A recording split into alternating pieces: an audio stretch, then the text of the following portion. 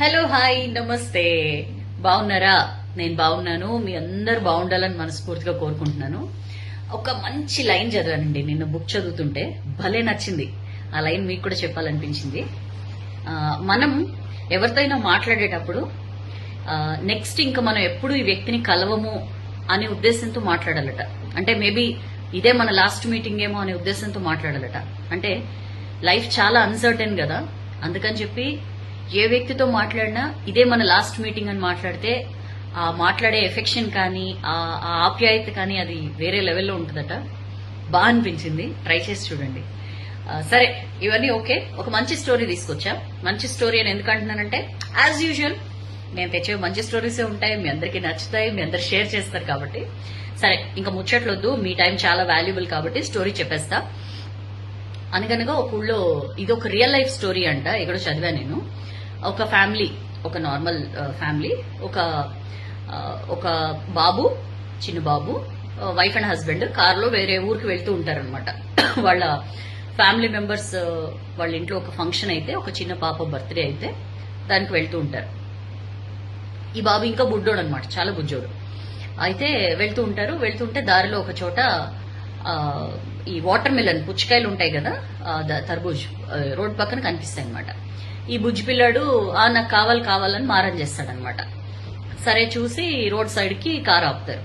వాళ్ళ వైఫ్ పిలుస్తుంది అనమాట. ఒక పాపాయి ఉంటుంది, ఒక పెద్ద ఏజ్ ఏం కాదు, మేబీ ఒక 10 to 12 years చిన్న అమ్మాయి పరిగెట్టుకుంటూ వస్తుంది అనమాట. కార్ దగ్గరకు వచ్చి అప్పుడు ఇది వాటర్ మిలన్ పట్టుకుని వస్తుంది.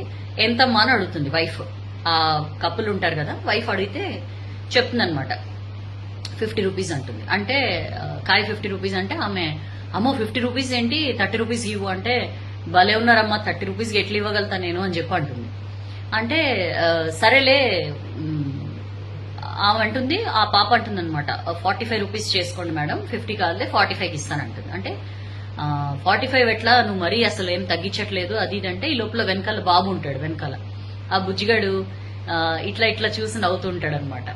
ఈ పాప, ఈ చిన్న పాప, ఈ 10-12 years పాప వెళ్లి వాడిని ఆడిస్తూ ఉంటుంది అనమాట. ఆడిస్తూ అప్పుడు ఈమె అంటుందన్నమాట, చూస్తుంది వాళ్ళిద్దరు కాస్త ఎమోషనల్ గా ఉంది అమ్మాయి అని చెప్పి చూసి, నీ తమ్ముళ్లే కదా, నీ తమ్ముడు లాంటి వాడే, వాడి కోసం ఇవ్వచ్చు కదా, 40 రూపీస్ చేసుకో అని చెప్పి అంటుంది. అంతకు ముందు నేను తగ్గించను, 45 కంటే తగ్గించను అన్న అమ్మాయి నీ తమ్ముడు అనేసరికి పాపం 40 రూపీస్ చేసుకో అనగానే, సరే అమ్మా నా తమ్ముడు కోసం అని చెప్పి ఇట్లా ఆ బాబు చేతికి ఇస్తుంది అనమాట. వాడు చిన్నోడే, ఈ పాపయ్య కూడా చిన్నదే కదా, ఇచ్చేసరికి వాడు పట్టుకోలేక పడేస్తాడు. కాయ కింద పడి ఓపెన్ అయిపోతుంది, పగిలిపోతుంది అనమాట. ఆ అమ్మాయి వెంటనే అరే ఒక నిమిషం అని చెప్పి పరిగెట్టుకుంటూ వెళ్ళి మళ్ళీ ఇంకొక కాయ తీసుకొస్తుంది అనమాట. అప్పుడు ఈమె అంటుంది, చాలా హార్ష్ గా అంటుంది అనమాట, ఇప్పుడు ఆ పగిలిపోయిన కాయ కూడా రేట్ నన్ను కట్టమనద్దు, నీ తప్పే అది, నువ్వు చిన్నబాబుకి ఎందుకు ఇచ్చావు, నా చేతికి ఇవ్వాలి కదా అని చెప్పంటే, చచ్చా లేదమ్మా నా తమ్ముడు పడేశాడు, నేను అట్లెట్లా దానికి డబ్బులు తీసుకుంటా, ఇదిగో ఇది తీసుకోండి అంటే, ఆయన డబ్బులు ఇవ్వబోతే వద్దొద్దు సార్ నా తమ్ముడు అని చెప్పి అన్నారు, నా తమ్ముడు అని చెప్పి ఒక చిన్న పాజ్ తీసుకుంటుంది. అప్పుడు ఈ లేడీ అడుగుతుంది అనమాట, ఏమైంది నీ తమ్ముడు అంటే, సేమ్ ఇంత వయసులోనే నా తమ్ముడు చనిపోయాడు, నాకు వాడంటే చాలా ప్రాణం, మీరు నీ తమ్ముడు కోసం ఇవ్వవా అంటే నాకు నా తమ్ముడు ఇలానే అనిపించాడు, వద్దు తీసుకోండి అని చెప్పి అంటుంది. డబ్బులేం వద్దమ్మా తీసుకోండి అని చెప్పి ఈసారి ఆ అమ్మకే ఇస్తుంది అనమాట. ఆమె అబ్బా అనుకుంటుంది. ఈ లోపల హస్బెండ్, అదేం కాదు, అట్లా ఏం కాదు, అలా ఊరుకునేదేం లేదు, ఇదిగో 100 రూపాయలు తీసుకో, 2 కాయలకి తీసుకో అని చెప్పి ఇస్తాడనమాట. అప్పుడు వద్దొద్దని చెప్పి అమ్మాయి రిటర్న్ ఇచ్చేస్తుంది. పైసలు రిటర్న్ ఇచ్చేసిన తర్వాత ఇచ్చేసి వెళ్ళిపోతుంటే ఈమె, ఈ లేడీ ఉంటుంది కదా, పిలుస్తుంది, ఒకసారి డ్రామా అని చెప్పి పిలుస్తుంది. పిలిచి వీళ్ళు వేరే చోట, వేరే పాప బర్త్డే ఫంక్షన్కి వెళ్తూ ఉంటారు కదా, వాళ్ళు ఒక గోల్డ్ రింగ్ తీసుకెళ్తూ ఉంటారు అనమాట. ఆ అమ్మాయిని పిలిచి గోల్డ్ రింగ్ ఇస్తుంది అనమాట. ఇస్తే ఆ అమ్మాయి చూసి, ఈ ఉంగరం నేనేం చేసుకోనమ్మా అంటుంది. అంటే నీ తమ్ముడు అని చెప్పి అన్నావు కదా, అంటే నీ తమ్ముడు వాడంటే నీకు నేను అమ్మ లెక్కనే కదా, అమ్మ ఇస్తున్నాను, అమ్మ ఇచ్చేటప్పుడు కాదనకూడదు, తీసుకో అని చెప్పి అంటుంది. అంటే సరే అని పెట్టుకుని ఆ బాబుని ఇంకాసేపు ఆడిచ్చి వెళ్ళిపోతుంది అనమాట, చాలా హ్యాపీగా అమ్మాయి.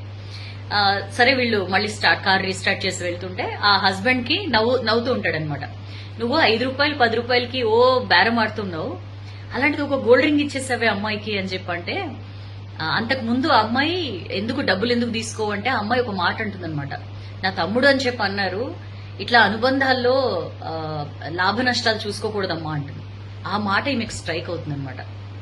అప్పుడు అంటుంది, ఆ పాప చెప్పింది కదా అనుబంధాల్లో లాభ నష్టాలు చూసుకోకూడదని చెప్పి, అందుకనే నేను ఫీల్ అయ్యాను, ఎమోషనల్ ఇది ఫీల్ అయ్యి నేను ఆ గోల్డ్ రింగ్ ఇచ్చేసాను అమ్మాయికి అని చెప్పండి. ఇతను అనుకుంటాడు అనమాట. వెంటనే వాళ్ళ అన్నయ్యకి ఫోన్ చేస్తాడు. అంతకు ముందే వాళ్ళ అన్నదమ్ముల మధ్య ఒక ఆస్తి తగాదా జరుగుతుంటుంది. వెంటనే ఇతను వాళ్ళ అన్నకి ఫోన్ చేసి, అన్నయ్య పెద్ద బంగ్లా మీరు తీసుకోండి, నాకు చిన్నది ఇచ్చేయండి చాలు అని. అదేంటి నువ్వు దానికోసం కోర్టు కేసు కూడా వేసావు కదా, నా మీద ఫైట్ చేస్తున్నావు కదా, ఇప్పుడు ఏమైంది నీకు సడన్ గా అని చెప్పి అంటాడు వాళ్ళ అన్నయ్య.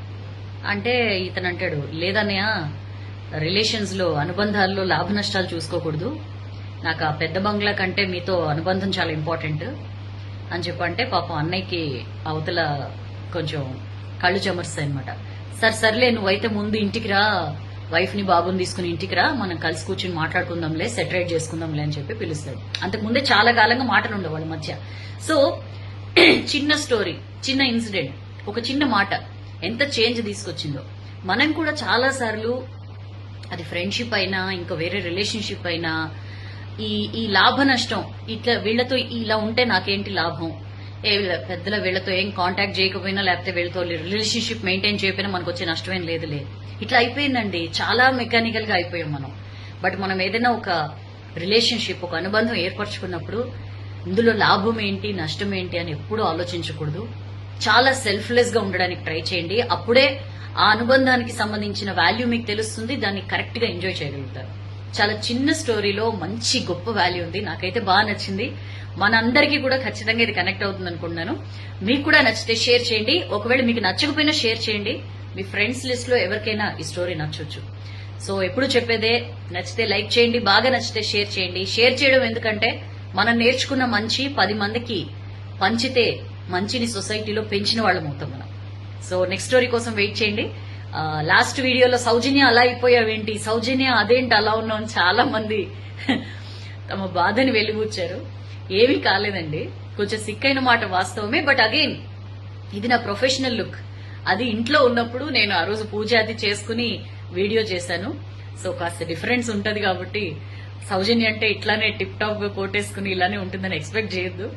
ఎనీవేస్ మన రూపం కంటే మనం చెప్పే మాటలు విలువైనవి కాబట్టి ఎప్పుడు చెప్పేలాగే నచ్చితే లైక్ చేయండి, బాగా నచ్చితే షేర్ చేయండి. నెక్స్ట్ వీడియో కోసం వెయిట్ చేయండి. షేర్ చేయడం మాత్రం అస్సలు మర్చిపోకండి. పిల్లలకి ఈ స్టోరీ ఖచ్చితంగా వినిపించండి. ఎందుకంటే ఎప్పుడు కూడా రిలేషన్షిప్ లో లాభ నష్టాలు చూసుకోకూడదు అన్న విషయం చిన్నప్పటి నుంచి వాళ్ళకి నేర్పించిన వాళ్ళు అవుతారు.